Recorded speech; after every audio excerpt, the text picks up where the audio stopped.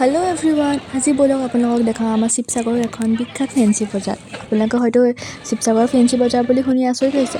ৰ'ব আচৰিত নহ'ব, ভিডিঅ'টো অকণমান স্কিপ নোহোৱাকৈ চাই যাওক, গম পাবই। তেতিয়াহ'লে বলক ভিডিঅ'টো ষ্টাৰ্ট কৰোঁ।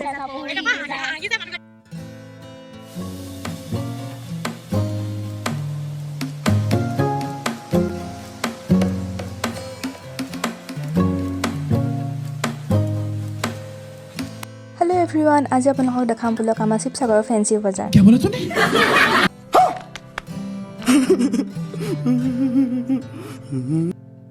আপোনালোকে হয়তো শুনি অকণমান আচৰিত হৈছে, কাৰণ গুৱাহাটীতে ফেঞ্চি বজাৰ আছে, আমাৰ শিৱসাগৰত কিবা ফেঞ্চি বজাৰ হ'ল বুলি।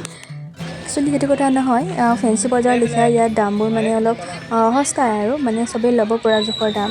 150, 200 সিমান মানৰ ভিতৰতে আপোনালোকে ধুনীয়া ধুনীয়া বস্তু পাই যাব ইয়াত। যিহেতু মই অকলেই গৈছিলোঁ, চ' বেছিকৈ বস্তুবোৰ চাই থকা নাই আৰু যিকেইটা কিনিছোঁ চকুত লাগিছে সেইকেইটাকে লৈছোঁ আৰু। আপোনালোকে চাওকচোন বাৰু ইয়াৰ বস্তুবোৰ।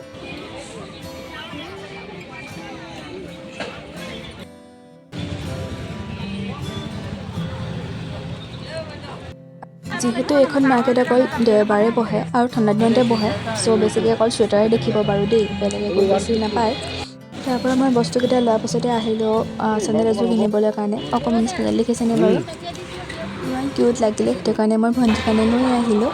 আৰু এয়া তাৰপিছতে মই আহিলোঁ চেণ্ডেল মাৰ্কেটলৈ, অকণমান বজাৰ কৰিবলগীয়া আছিল। বোলো বজাৰকেইটা আহিলোঁ যেতিয়া কৰিয়ে যাওঁ।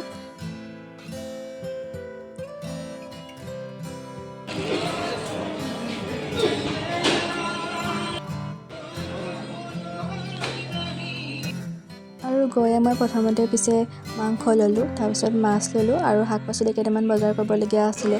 যি শাক পাচলিৰ দাম গাইজ, নিকিনিলেও নহয় কাৰণে কিনো আৰু। তাৰপিছত এই অকলে বেগৰ ভাৰী দাঙি মই আহি আছোঁ আৰু ঘৰলৈ বুলি। আৰু টাউনৰ কামখিনি প্ৰায় শেষ কৰি মই ঘৰলৈ বুলি আহিলোঁৱেই। আৰু ঘৰৰ ওচৰৰ মানুহ এঘৰে চৰ্টীয়া খানা দিছিলে, চ' তাতে সোমাই আহিলোঁ ময়ো। আকৌ ইহঁতি পিছে ঘৰৰ পৰা আহিলে মোক ফোন কৰি দিলে সোমাই আহিবলৈ, চ' মই লগতে সোমাই খানাটো খাই আহিলোঁ আৰু আজিলৈ ভিডিঅ'টো ইমানেই। আৰু যদিহে আপোনালোকে মোৰ চেনেলটো নতুনকৈ ভিজিট কৰিছে, দেন লাইক কমেণ্ট শ্বেয়াৰ লগতে ছাবস্ক্ৰাইব কৰিবলৈ একেবাৰে নাপাহৰিব।